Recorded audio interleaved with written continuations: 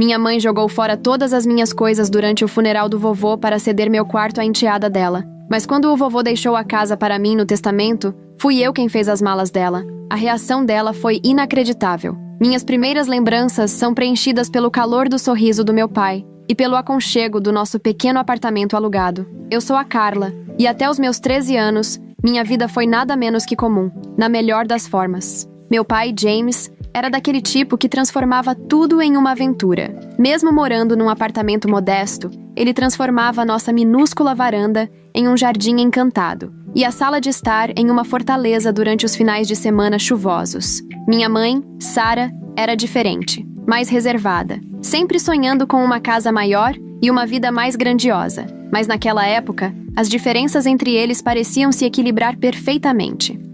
Carla querida, você gostaria de passar o final de semana na casa do vovô? Muitas vezes ela perguntava, e eu pulava na chance. Não porque não quisesse estar em casa, mas porque a casa do vovô Richard era como um segundo lar para mim. Era uma linda casa vitoriana de 2 andares, com pisos de madeira que rangiam e cantos sem fim para explorar. Sua mãe precisa de um tempo a sós com seu pai, explicava o vovô com um sorriso maroto sempre que eu chegava à porta dele. E eu preciso do meu tempo com minha neta preferida. Eu era uma criança perspicaz, mais do que os adultos ao meu redor imaginavam. Entendia que, às vezes, a mãe precisava de espaço, que ela e o pai tinham sua própria relação a cuidar. Isso não me machucava. Se algo me fazia sentir madura. E além disso, aqueles fins de semana com o vovô eram preciosos. Ele me contava histórias sobre a infância do papai, me ensinava a lidar com dinheiro. Ele, que era um gerente de banco aposentado, fazia as melhores panquecas do mundo. Sabe, Carla, me disse certa vez enquanto tomávamos café da manhã na varanda dele. Sua mãe sonha com uma casa igual a essa. Mas sabe, o que é mais importante do que ter uma casa grande? Um lar repleto de amor. Eu assentia, compreendendo. Mesmo tão jovem, já sabia que nosso apartamento podia ser pequeno, mas era cheio de amor. O pai vinha do trabalho na seguradora, me pegava nos braços e me girava, enchendo a mãe de beijinhos até ela rir, mesmo que relutantemente. Aqueles momentos faziam nosso diminuto espaço parecer infinito, mas a vida tem um jeito de mudar quando menos se espera. Eu tinha 13 anos quando meu pai começou a emagrecer rapidamente. No início, ele brincava, dizendo que finalmente estava entrando em forma, mas os olhos dele contavam outra história. As visitas ao médico passaram a ser mais frequentes, e o semblante da minha mãe se enchia de preocupação. "É só uma fase, papai", dizia ele, enquanto ajeitava meu cabelo com delicadeza. "Logo estarei de volta ao normal." Mas não estava. A doença, um agressivo câncer de pâncreas, consumiu-o como um incêndio incontrolável. Em poucos meses, meu pai forte e vibrante se tornou uma sombra do que fora. Eu assistia, impotente, enquanto a mãe tentava segurar tudo junto, mas eu conseguia ver ela desmoronando por dentro. A última conversa que tive com o pai ficou para sempre gravada na memória. Ele estava deitado na cama do hospital, a mão mal conseguia segurar a minha. "Cuide da sua mãe por mim, princesa", ele sussurrava. "E deixe o vovô te guiar. Ele é mais sábio do que todos nós juntos." O ano seguinte à morte do papai parecia viver em um nevoeiro. Minha mãe mergulhou tão fundo numa depressão que mal conseguia olhar para mim. Acho que eu lhe lembrava demais dele. Graças a Deus pelo vovô Richard. Ele se tornou minha rocha, meu porto seguro na tempestade que nossas vidas haviam se tornado. Morar na casa do vovô não era mais apenas uma solução temporária. Transformou-se no meu novo normal. Todas as manhãs, eu acordava no que fora o antigo quarto do papai, cercada pelas fotos da infância dele e por troféus. O vovô fazia questão de me manter nos estudos, me ajudava com a lição de casa e fazia o possível para preencher o vazio deixado pelos meus pais. Um por ter partido, o outro pelo luto. A mãe ligava de vez em quando, mas a voz dela sempre parecia distante, desconectada. As visitas se tornaram ainda mais esporádicas. Passavam por aqui rapidinho, sem sequer encontrar tempo para me olhar nos olhos, e ela saía novamente correndo. Eu aprendi a não esperar mais nada. Então, exatamente 1 ano e 2 meses após a morte do papai, tudo mudou. Minha mãe apareceu na porta do vovô numa manhã ensolarada de sábado, e eu quase não a reconheci. Desapareceu a viúva enlutada de preto, e no lugar, apareceu alguém vestindo um vestido amarelo vibrante e ostentando um corte de cabelo novo. O rosto dela irradiava felicidade. "Carla, querida, arrume suas coisas. Você está voltando para casa", anunciou, pulando de empolgação como uma adolescente. Olhei para o vovô, confusa. Ele parecia tão surpreendido quanto eu. No caminho de volta para o nosso apartamento, ficamos ouvindo o papo animado da mãe, falando de tudo e nada ao mesmo tempo. Era como sentar ao lado de uma estranha que, por acaso, se parecia com minha mãe. Mas o verdadeiro choque aconteceu quando atravessamos a porta do apartamento. Ali, na nossa pequena sala de estar, estavam um homem alto e uma menina que aparentava ter cerca de 3 anos a menos do que eu. Ambos sorriram timidamente enquanto a mãe, praticamente dançando, se dirigia a eles. Carla, essa é o Robert e a filha dele, Emma. O Robert é meu noivo, e a Emma será sua nova irmã. Estamos noivos para casar em breve. Minha mãe exibia um sorriso radiante, agarrando o braço do Robert. Meu mundo começou a girar. O quê? Quando isso aconteceu? Pensei. Ah, já estamos namorando há um tempo. A mãe gesticulou de maneira despreocupada. Eu não contei a ninguém sobre nosso relacionamento. Você sabe como as pessoas podem ser ciumentas e julgadoras. Melhor assim, pensei eu. Eu tropecei até o meu antigo quarto, sem nem registrar que ele havia sido redecorado. Com as mãos trêmulas, peguei o celular e liguei para o vovô. Ele atendeu logo na primeira campainha. Mãe tem um noivo, sussurrei no telefone. Ela vai se casar e não contou nada para ninguém. Tem um homem aqui e a filha dele, acrescentei. O vovô chegou em menos de 20 minutos. Consegui ouvir a conversa do meu quarto enquanto ele confrontava a mãe. Sarah, como você pode fazer isso sem contar para ninguém? Sem sequer contar para a sua própria filha? Papai, estou feliz. Pela primeira vez em muito tempo. A voz da mãe, defensiva, ecoava no corredor. Decidi recomeçar, viver de novo. O James gostaria disso. Ele não gostaria de me ver afundar na depressão para sempre, disse o vovô, após uma longa pausa, com a voz pesada de resignação. O ano que antecedeu o casamento parecia viver num estranho universo paralelo. Nosso pequeno apartamento ficou ainda mais apertado com 4 pessoas em vez de 2. Mas o pior não era esse. O que realmente me afetava era ver a Emma, minha futura meia-irmã, ter a mãe aos pés dela. Mãe, você pode me ajudar com o meu cabelo? Pedia a Emma. E minha mãe largava tudo, inclusive a nossa conversa, para ajudá-la. O jeito que ela dizia mãe me fazia arrepiar, especialmente porque ela conhecia a minha mãe há apenas alguns meses. Parecia que a mãe via em Emma o único ser no mundo. Quando a Emma mencionou que adorava balé, a mãe imediatamente a inscreveu em aulas particulares. Algo que eu implorava há anos, mas que me diziam ser impossível por falta de dinheiro. Quando a Emma reclamou que seu celular antigo estava lento demais, a mãe comprou para ela o modelo mais novo de iPhone. Quando a Emma quis redecorar o lado dela no quarto que agora dividíamos, a mãe a levou às compras e gastou centenas de reais com novas roupas de cama, cortinas e decorações.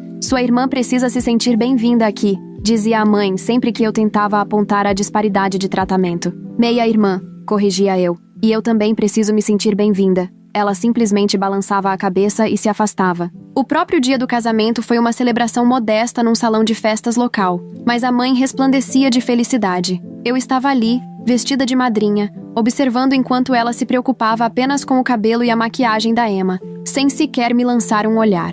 Durante toda a cerimônia e a festa, a mãe manteve a Emma pertinho, segurando a mão dela e apresentando-a para todos como se fosse minha linda filha. Eu poderia muito bem ter sido uma garçonete, de tão pouco que recebia de atenção. O vovô presenteou-os com um cheque de 5.000 Harris como presente de casamento, uma quantia generosa para qualquer padrão, mas ouvi a reação da mãe ao encurralá-lo perto dos banheiros. Sério, papai? Um cheque? Ela bufou com o rosto ruborizado, misturando o brilho do champanhe com a raiva. Eu contava com você para nos dar a casa. Agora somos uma família de verdade. Precisamos de espaço. Aquele apartamento é pequeno demais para 4 pessoas. O vovô permaneceu calmo, embora eu visse a decepção nos olhos dele. Sarah, você está com pressa demais. Primeiro o noivado repentino, agora isso. Aquela casa não é apenas um bem para ser repassado num impulso. Além do mais, é lá que a Carla passa metade do tempo agora. Então é isso, é? Agora você está fazendo diferença de tratamento, não é?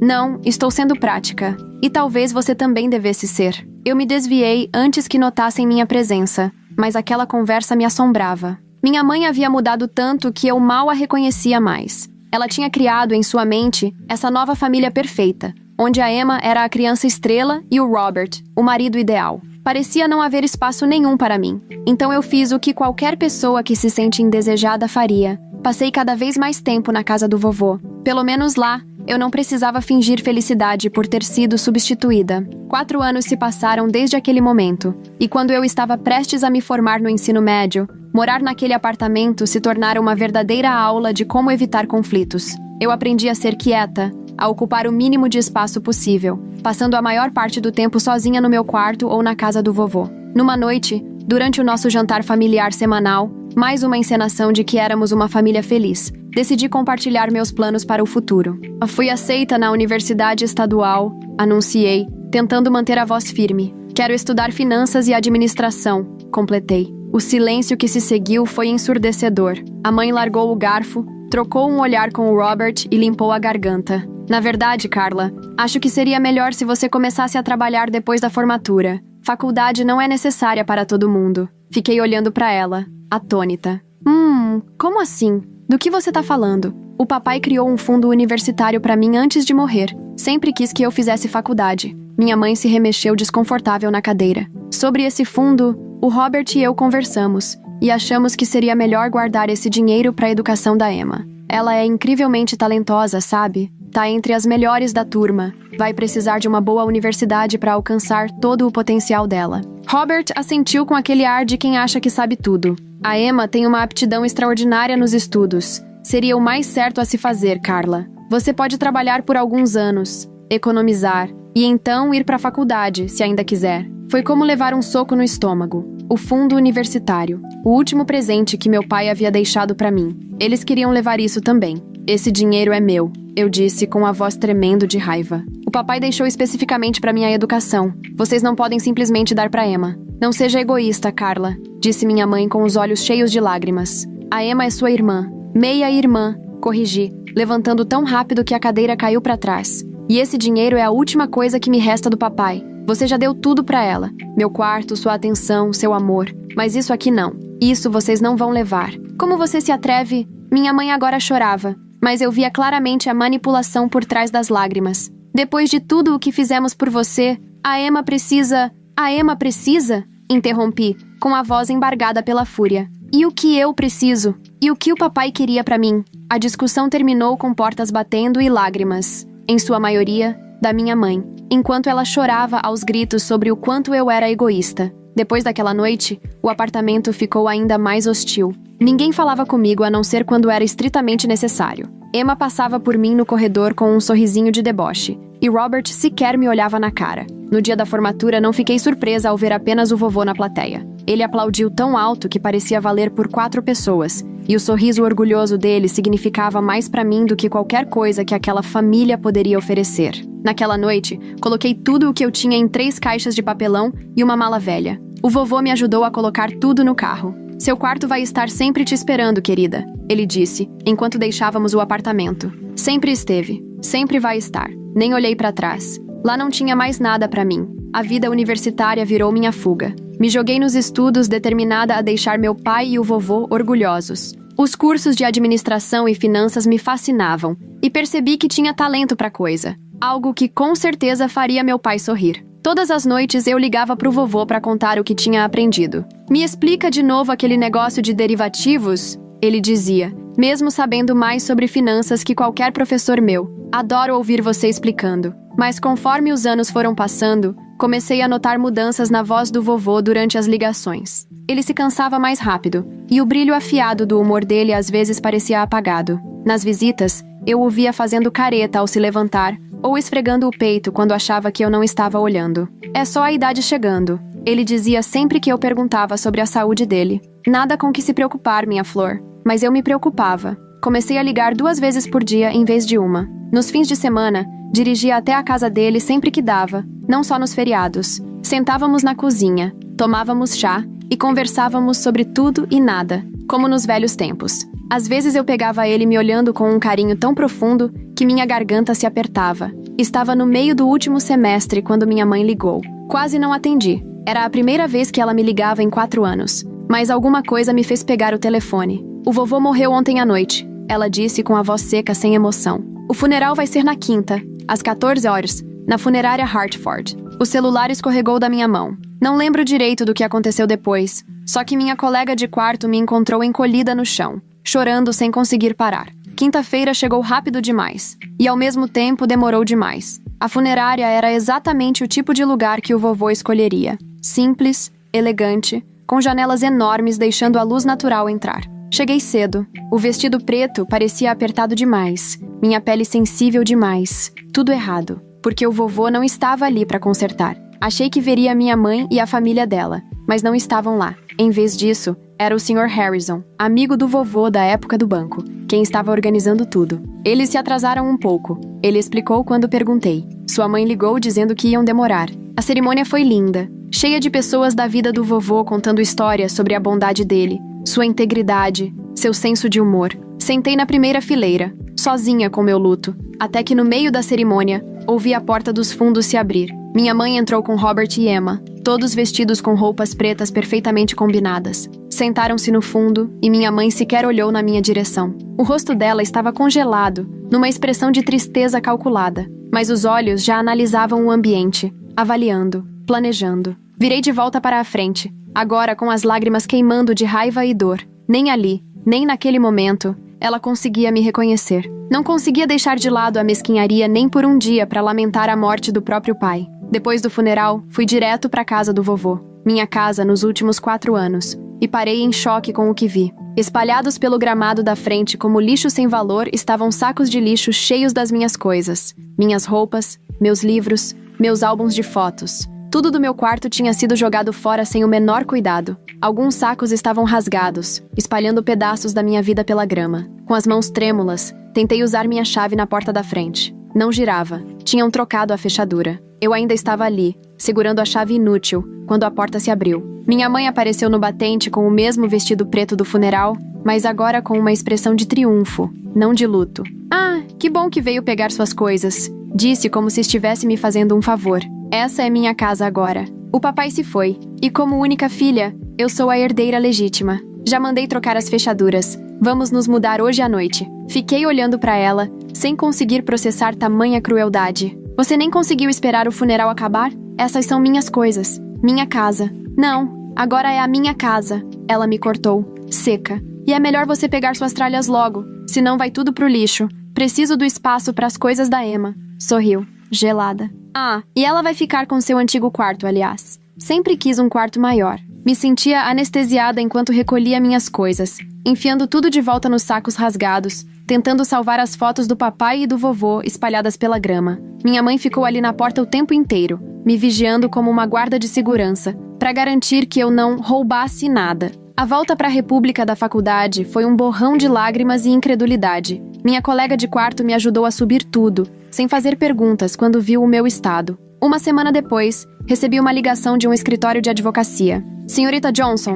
aqui é o Sr. Anderson do escritório Anderson em Associados. Sou o tabelião do seu avô. Precisamos que a senhorita venha para a leitura do testamento dele. Quinta-feira às 10 horas funciona para você?" Aceitei, embora não visse sentido. Minha mãe já tinha deixado bem claro que herdaria tudo. Quando cheguei ao escritório naquela quinta, minha mãe, Robert e Emma já estavam lá, sentados como se fossem realeza nas poltronas de couro. Emma examinava as unhas, enquanto Robert mexia no celular. Os olhos da minha mãe se estreitaram ao me ver. "O que você tá fazendo aqui?" Minha mãe perguntou alto o suficiente para todo mundo no escritório ouvir. "Você claramente não é necessária para isso. Estamos tratando de assuntos de família. O senhor." Anderson ajeitou os óculos e começou a ler o documento à sua frente. "Eu, Richard James Mitchell, em pleno juízo e saúde, declaro este como meu último testamento e vontade." Ele começou com a linguagem formal de sempre, mas já dava para ver minha mãe sorrindo vitoriosa. Esse sorriso congelou no rosto dela quando o Sr. Anderson continuou. "A minha querida neta,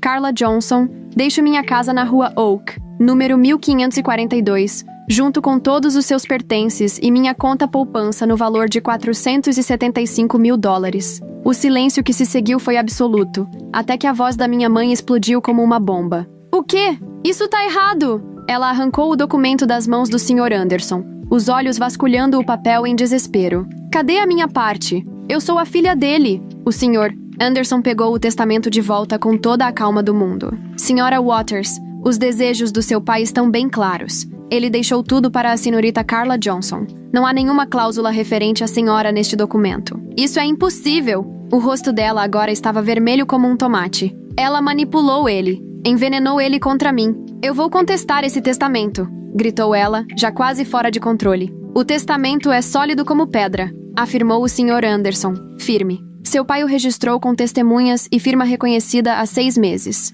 Estava plenamente consciente, como atestado pelo próprio médico. Qualquer tentativa de contestação será inútil. E cara, foi aí que a estratégia da minha mãe mudou. A raiva nos olhos dela deu lugar a lágrimas enquanto ela se voltava para mim. Carla, querida, por favor, implorou com a voz doce como mel. A gente já deixou nosso apartamento. Mudamos tudo ontem. Não temos para onde ir. Você não pode simplesmente nos jogar na rua. Somos uma família. Levantei-me, segurando a pasta que o Sr. Anderson acabara de me entregar. Dentro estavam a escritura da casa, os documentos de transferência de propriedade e todo o arsenal legal confirmando que eu era a nova dona do imóvel. Família? Perguntei baixinho. Igual a forma como você jogou minhas coisas no jardim antes mesmo do vovô ser enterrado. Igual a quando tentou roubar meu fundo universitário. Igual ao jeito que me tratou nos últimos 4 anos. Aquilo foi diferente. Nós estávamos... Começou ela. Esse é o seu problema, não o meu. Cortei virando de costas. Sugiro que comecem a procurar um novo apartamento.